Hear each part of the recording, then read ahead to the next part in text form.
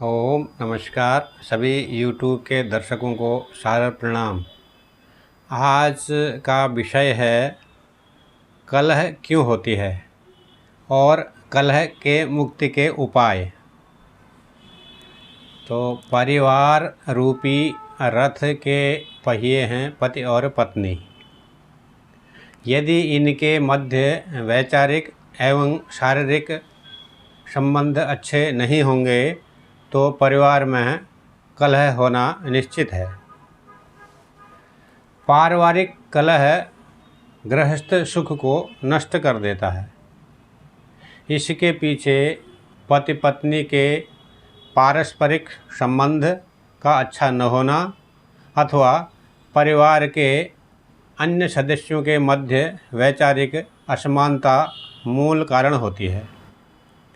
भरपूर पारिवारिक सुख तभी मिल पाता है जब पति पत्नी एक दूसरे को भली भांति समझें, उनमें वैचारिक समानता हो, शारीरिक रूप से भी एक दूसरे को जानें और एक दूसरे को भरपूर सहयोग दें। अब कैसे जानें कि पति पत्नी के मध्य संबंध कैसे होंगे?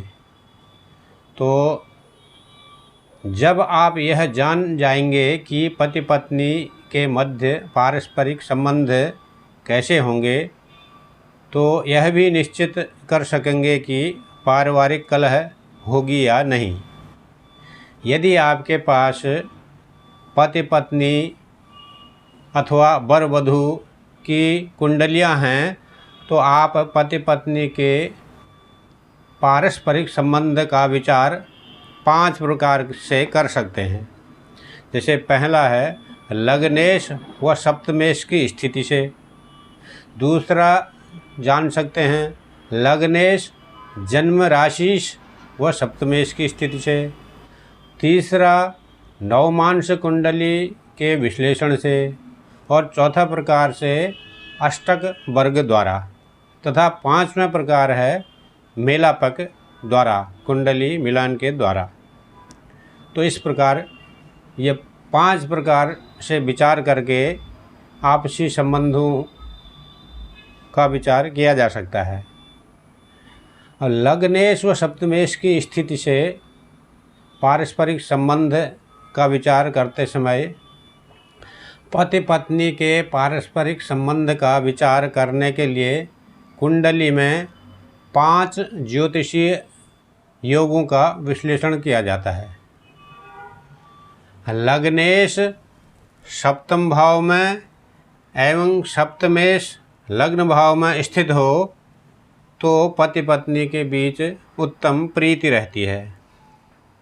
दूसरा है लग्नेश एवं सप्तमेश के मध्य परस्पर दृष्टि संबंध हो तो पति पत्नी के संबंध मधुर रहते हैं। तीसरा है लग्नेश एवं सप्तमेश परस्पर युत हों तो पति पत्नी में आजीवन उत्तम सामंजस्य बना रहता है। चौथा प्रकार है लग्नेश सप्तम भाव में स्थित हो तो व्यक्ति पत्नी का भक्त होता है और उसके अनुसार चलता है। और 5वां है सप्तमेश लग्न में हो तो पत्नी पति की आज्ञाकारिणी होती है।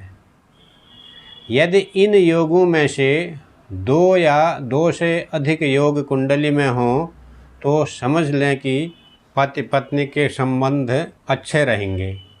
यदि लग्नेश और सप्तमेश के स्वामियों के मध्य परस्पर पंचधा मैत्री विचार करने पर अधिमित्र हों या मित्र हों तो सोने में सुहागे जैसी स्थिति बन जाती है और परस्पर सहयोग बढ़ जाता है।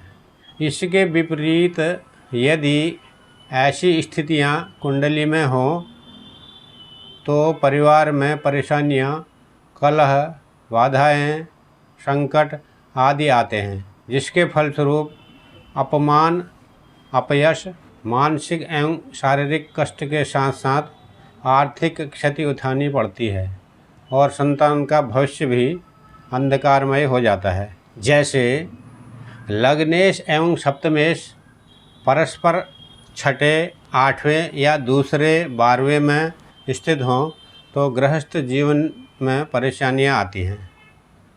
लग्नेश व सप्तमेश में से एक नीच राशि में या त्रिक भाव में स्थित हो तो गृहस्थ जीवन में अनेक कष्ट आते हैं।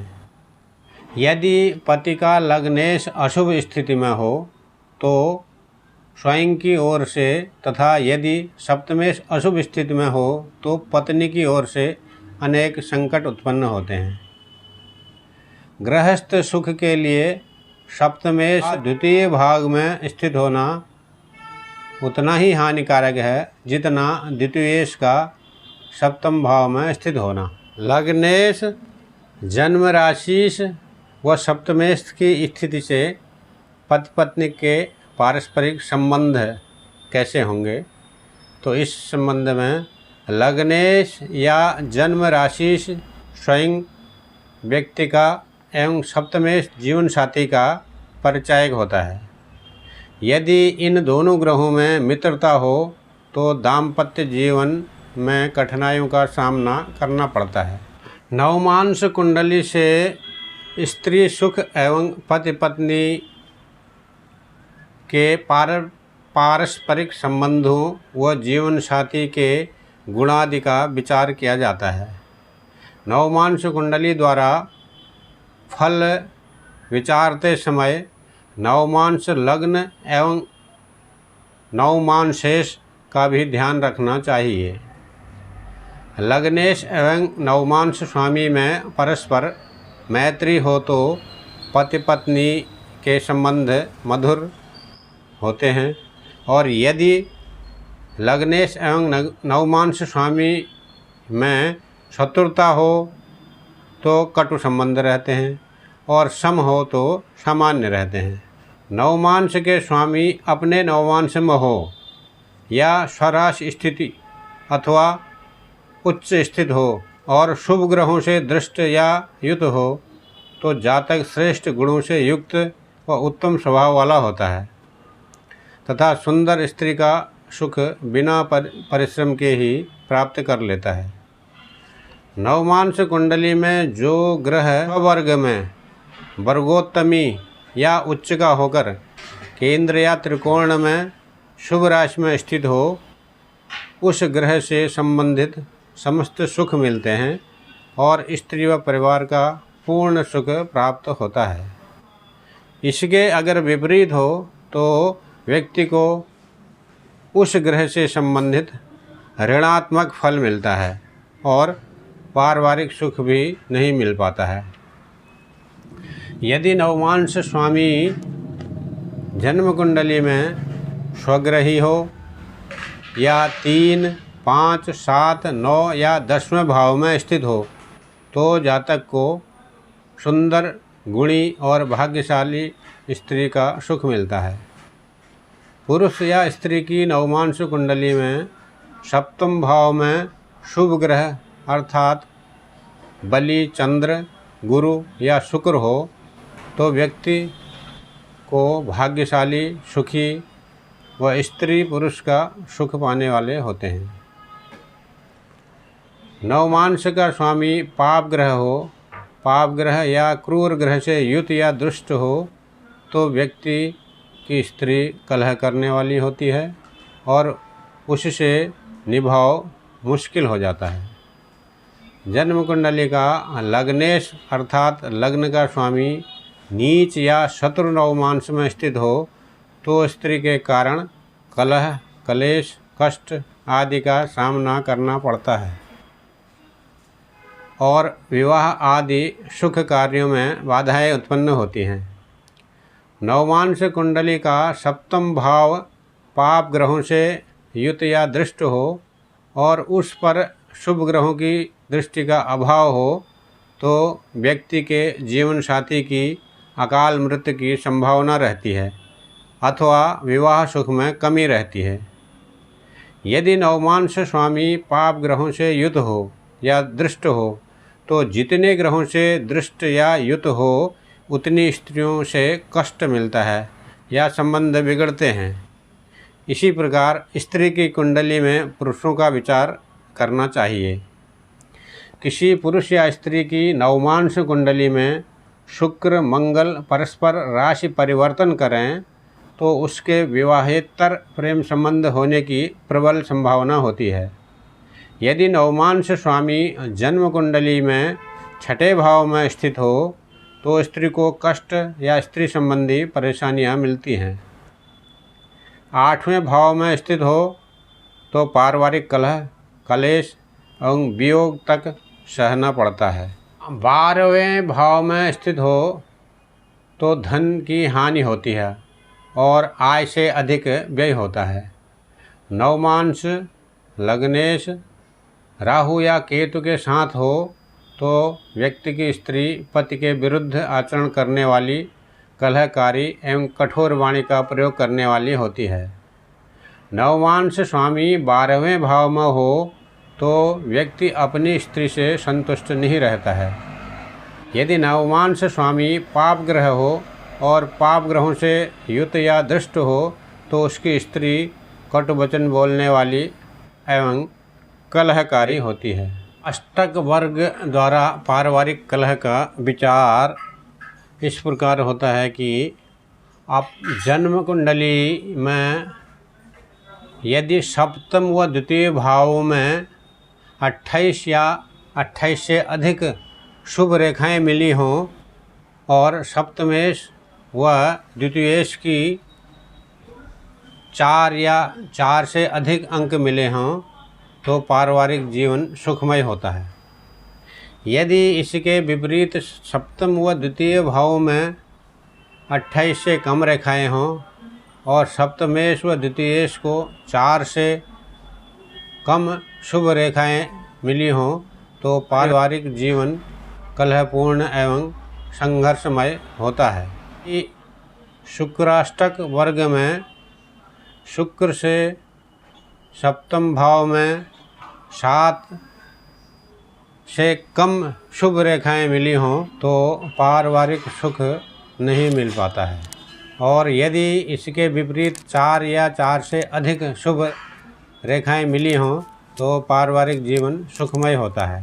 कन्या की राशि को वर की कुंडली में 28 से कम रेखाएं मिली हों और वर की चंद्र राशि को कन्या की कुंडली में 28 से कम रेखाएं मिली हों तो पारिवारिक जीवन कलहपूर्ण एवं कष्टप्रद होता है।